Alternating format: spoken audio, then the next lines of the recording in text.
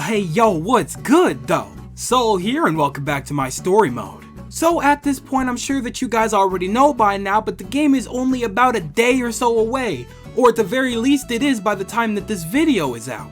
I think it's honestly kind of crazy that I've come up with this much to talk about regarding these games, but you know what? The closer it gets, the more forward I am looking to it.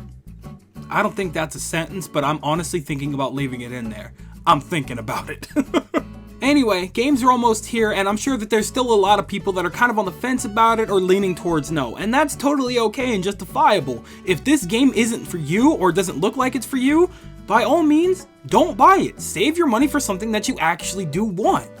Money can be tight around these parts, folks. I completely understand. Maybe not everybody will, but I get you. Spend your money correctly. This video here is talking to the folks that are absolutely for sure 100% deciding to pick up the game this upcoming Thursday night or Friday morning or whenever you decide to eventually pick the game up. Now, I'm sure that plenty of us are not exactly going into this game blind. We've made that very clear for the last couple of months. So as somebody that pretty much knows Sinnoh like the back of his hand, I can tell you right now that I'm sure that there's plenty of people around that have a similar mindset as me, which is, well, what's exactly new? Sure, we've got our contests, we've got our underground, we've got a couple of new legendary things to participate in for the post game, but for the base game that we know, are we just going to experience the exact same Pokemon battle situation again? Well, what if I told you that you could straight up change that experience for yourselves? A lot of people are always talking about how Pokemon games are just a little bit too easy nowadays because it's a little too hand-holdy, or the levels of the trainers and the gym leaders just aren't really all that up to par and they're not really all that challenging. What if I told you I could change that a little bit for you? Now, I know a lot of you guys tuning into this right now are like, what is he talking about? What is he going on about? Or some of you are already like, oh god, I know exactly where he's going. Of the videos that I've made, this is definitely going to be among the weirdest. However, I wanted to just make a fun video and talk to you guys about a couple of unique ways to play through the game to make it a tad more interesting for people that are looking for a more unique experience. Also, for anybody that wants to hear the information as to how we're going to go about Pokemon Brilliant Diamond and Shining Pearl on this channel when it comes out on Thursday night, make sure to stick around. I've got some information to tell you guys at the end. So why don't we start really getting into it? What are a couple of ways that you could make your Pokemon Brilliant Diamond and Shining Pearl experience more unique than just doing a regular everyday Pokemon playthrough? Let's start off with a very simple one, a very easy one that's very common amongst the Pokemon community: Nuzlockes. Now, it was actually very surprising to me to see that there's a lot of people within the Pokemon community that doesn't even know what a Nuzlocke is, and so honestly, I'm completely appalled, but I'm more than glad to explain just what the hell a Nuzlocke is. Essentially, it's a Pokemon playthrough with a couple of rules set in place. So for starters, the first main rule is that every time you go onto a new route or new area, the first Pokemon that you encounter in that area is the only Pokemon that you're allowed to capture. You are not allowed to do anything else. If you miss it, if it runs away, if you don't have any Pokeballs, if you accidentally kill it, that's it. You are no longer allowed to catch any Pokemon on that route for the rest of your playthrough. The next rule here is actually probably the most crucial among all of them. When you're battling, any Pokemon that so happens to faint is considered dead and can no longer be used for the rest of the playthrough. This right here is probably definitely the hardest rule to stick with. A lot of people, when doing their own personal Nuzlockes, will definitely come up with some kind of excuse to keep that Pokemon alive, or maybe they'll come up with some other rule or something like that to keep the Pokemon alive. As somebody that's going to be streaming the game, you guys can 100% check me. I can't come up with any excuses. The Pokemon's dead. I can be upset about it all I want, but that's that. Every time I do some kind of Nuzlocke or challenge run off screen, it is very hard for me to stick with because it's like, I love that Pokemon so much. I don't want it to die. Can I sacrifice another Pokemon? I don't know. I just want to do something to bring this Pokemon back to life so I can keep it on my team. But at the end of the day, in a true Nuzlocke, you cannot pull something like that. Now, another fun or possibly very annoying rule, depending on the person, is the fact that you have to nickname every single Pokemon that you capture. I'm pretty sure that this rule was developed strictly so that you would have some kind of attachment to the Pokemon. You can be a little loose with it, but I highly recommend it. It definitely makes things a lot more interesting, and you will probably be more inclined to take good care of your Pokemon. Now, what I just listed for you was the bare bones basic list of rules for a Nuzlocke. There's definitely a lot of ways you can get creative with it. People have created so many unique type of Nuzlockes throughout the years that I've pretty much lost count. Out of curiosity, I just looked up different types of Nuzlockes right now just to get an idea of just how many there are. There's even something called an Apocalyptic Nuzlocke? That's absolutely bananas. I don't know who came up with that, but you're crazy. Anyhow, long story short, all of these are completely flexible rules that you can bend to your whim and to your will. You could definitely go by anybody else's suggestion as to how to play a Nuzlocke, or you can absolutely play your own style of Nuzlocke. Anything that you decide to come up with, feel free to do so. It should be a good time. I would recommend a randomizer Nuzlocke, which randomizes every Pokemon you encounter in the game. However, unless you feel like breaking your Switch to do something like that, it's not really possible. Or at the very least, I don't really think that it is with Pokemon Brilliant Diamond and Shining Pearl. But hey, if you can find out a way to do it, by all means, go to town. I will not stop you. Now, me personally, every single time I decide to play a new save file for an older Pokemon game that I've already beaten time and time again, I usually do play with a Nuzlocke rule set. It's honestly pretty damn easy to get invested into, and it's really interesting to see if you can keep true to yourself and not cheat, because usually you are the only one watching unless you're showing it to friends or you're a content creator of some kind. It's really interesting to see, can you stay true to yourself for the entirety of this Nuzlocke, go completely honest, and see if you can win it. But hey, at the end of the day, if you can't keep up with it, at the very least, you've definitely found a newfound appreciation for being able to catch whatever Pokemon you want and to battle as absolutely recklessly as you want against AIs. If you're completely brand new to Nuzlockes entirely, I highly recommend the basic run. Now, I have one other style of Nuzlocke format that I'd really like to recommend to you guys. I wanted to talk for a second about Wonderlocks. I also called it a surprise trade Nuzlocke because as of Gen 8, I believe, it's been called surprise trade instead of wonder trade, so that's something to consider, I guess. Whatever the name may be, the concept is exactly the same. Let me explain it to you. This is a style of Nuzlocke that only began after Gen 6, and to my knowledge is only available in the current line of main games. This style does have the exact same Nuzlocke rule set in play. The first Pokemon that you encounter on a route you have to capture, and if it faints, it's considered dead. Simple as that. Difference is, as the name implies, every Pokemon that you capture, you have to wonder trade or surprise trade away for something completely random.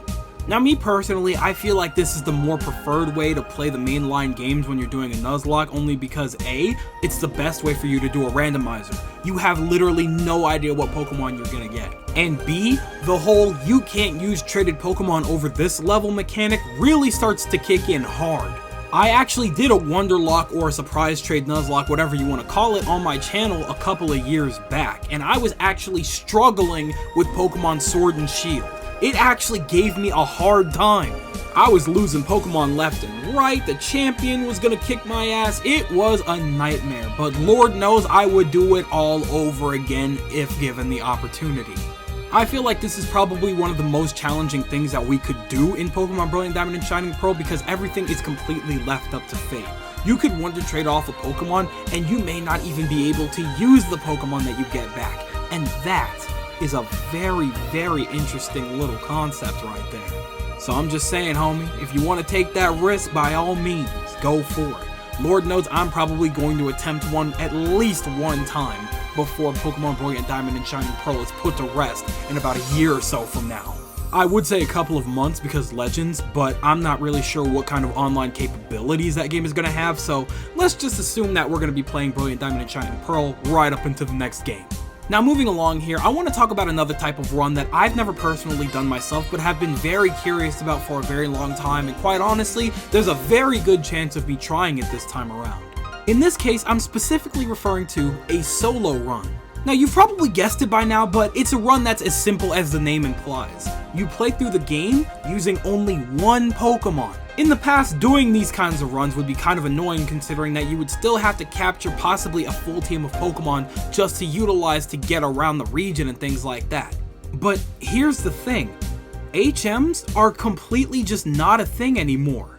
So honestly, this is probably the first time in any of the mainline games where you could do a complete, honest, true to it solo run. Now this style of run is also very flexible. You can decide whether or not you want to have penalties for each death, you can decide whether or not you can evolve the Pokemon that you're using for this solo run, completely up to you. It's probably very obvious from my profile picture on my channel right now, but me personally, I would love to do a Shinx solo run. I would just absolutely love to see how far I could make it with Shinx by himself on a team. But obviously, come on now, Shinx is an absolute menace. He's dogging on everybody in his path, so don't step in it. Now, this isn't something that I've seen around before. Maybe it exists, maybe it doesn't, but as far as I'm concerned, I'm the only one that's ever said it out loud. There is another style of Nuzlocke that you can do that's very similar to Wonder Trading, but actually a little more close to home. What I'm talking about here is a trade lock, and I feel like you and your friends may enjoy this one a ton. Hear me out. As the lock portion of the name implies, it's still gonna have your basic Nuzlocke rules. Catch a Pokemon, if it faints it dies, whatever. Now this time around, instead of catching the Pokemon and using it, or even Wonder Trading it off, you have friends or people around you that are playing the game decide what Pokemon to trade you for that other Pokemon to use on your team. I'm sure everybody and their mothers has at least somebody in their life that's also picking up Pokemon Brilliant Diamond and Shining Pearl. So it may be very beneficial for you and that friend to play alongside each other so that while you're doing a Nuzlocke, your friend is deciding what Pokemon is going to seal the deal for you. You follow? I've tried this with a couple of friends once before, a very long time ago, but that was back in grade school, so honestly, none of us were patient enough to truly go through that, especially because I wasn't recording it at the time. So honestly, I would love to do something like a trade lock with a bunch of friends or even you guys and just see what kind of chaos would ensue. Now I've actually got one final style of Nuzlocke for you guys to bring to the table that you possibly even may enjoy the most. I'm not sure. I just thought about it again because I forgot to write it down in my notes. That's just kind of what happens with me. What I'm referring to this time is actually Soul Links. And no, this is not something that I came up with myself or made up or named after myself. Just hear me out for a second. Now, yet again, standard Nuzlocke rules. Capture a Pokemon, if it faints it dies. You get the picture. However, instead of you just doing it by yourself, you are now connected to an entirely different person when playing through the game together. Let me explain. You and your friend randomly decide to do a Soul Link. It's very simple. At the start of your game, both of you pick your starters. One of you picks Turtwig, another one of you picks Piplup. Cool, you've got your starters now. Now here's where it gets kinda crazy. Those Pokemon are now completely connected. So if you go on to Route 1 and you lose your Turtwig, you just killed your friend's Piplup as well. And that right there is where it becomes a complete mess. Now every single time you guys go to a new route, you encounter a Pokemon, and no matter what, those Pokemon are connected from the moment you run into them. For example, let's say that the both of us are doing a Soul Link together. We walk on the Route 202 in Brilliant Diamond and Shining Pearl. I encounter a Shinx, you encounter a Kricketot. If for whatever reason you cannot catch that Kricketot, whether it be because you killed it, or because it ran away, or because you ran away from it, or because you ran out of Pokeballs, that automatically means I can no longer catch the Shinx, and I will be very sad.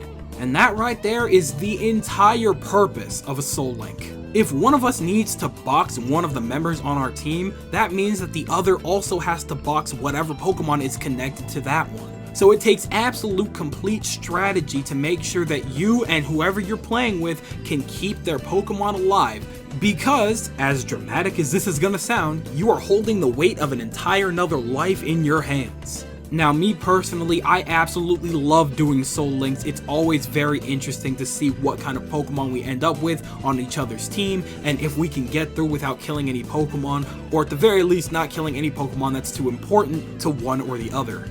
As of this previous year, I have played a ton of different Soul Links with friends, so I am more than familiar with everything that goes on with that. Quite honestly, I think it's one of the most interesting ways that you and a friend can go through a Pokemon game together. If you've got a friend that's on the fence about getting the game, maybe pitch this idea to them and maybe they'll be more inclined to try it with you. And so for the most part, that just about wraps up all of the ideas that I have as far as more interesting ways for you to get through Pokemon Brilliant Diamond and Shining Pearl, especially if you're someone that's familiar with the Sinnoh region like me. Now you gotta remember, at the end of the day, this is all completely just recommendations. You do not have to play the games this way to enjoy them. That's not what I'm saying. All I'm saying is, these are just some fun ideas and concepts for you to play through the game in a more unique way that may help change up the experience a little bit. A lot of people were saying that challenge doesn't really exist in the Pokemon games anymore. Well, hey, that's why we as a community decided to create our own challenge. But like I just mentioned a second ago, these are all just recommendations. When it comes down to brass tacks, do not let anybody make you feel bad for playing the game the way you want to play it. If you're excited for these upcoming games, absolutely, I actually implore you to be excited. Look forward to these games and have as much fun with them as you possibly can. Challenge run or no challenge run. Do you, homie. That's all I'm saying.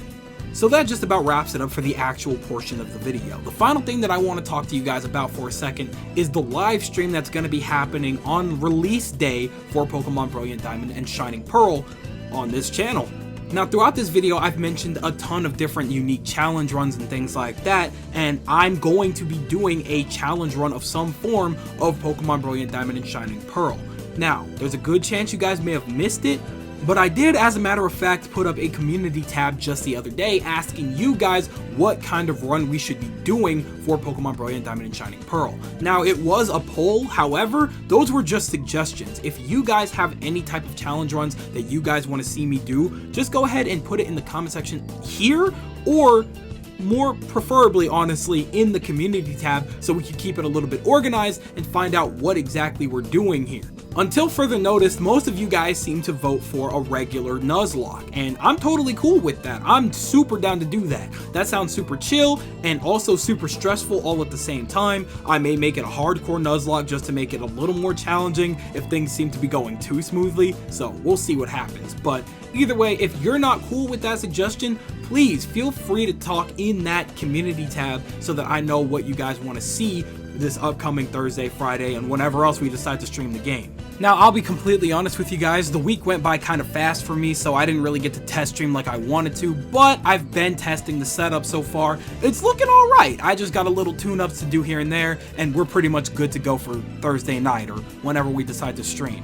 I hope I can stream Thursday night. I don't know if I'll be in trouble for streaming it immediately after it comes out, but I don't think it's really been a problem before, but we'll see how things play out. So now that truly does wrap it up for this video here. So I want to hear all of your guys' thoughts when it comes to Nuzlockes, challenge runs, or just ways that you guys plan to play the game. I want to hear all of it in the comment section below because you know that I'm always down there with you guys. I'm very curious as to how you guys feel about playing through these games, either vanilla or with a challenge run or whatever you guys have set in stone. Tell me everything down there. But either way, it's about time to skedaddle on out of here, so I'm gonna go ahead and do just that. I'd like to thank you guys ever so much for watching. I truly do hope you enjoyed. Do me the absolute greatest favor of dropping a like and a comment, and consider subscribing for more content just like this. And with that, I'm outro. Thanks again, hope you enjoyed, and I'll be seeing you guys in the next video. Do me the greatest favor of taking good ass care, and I'll see you all next time. Bye!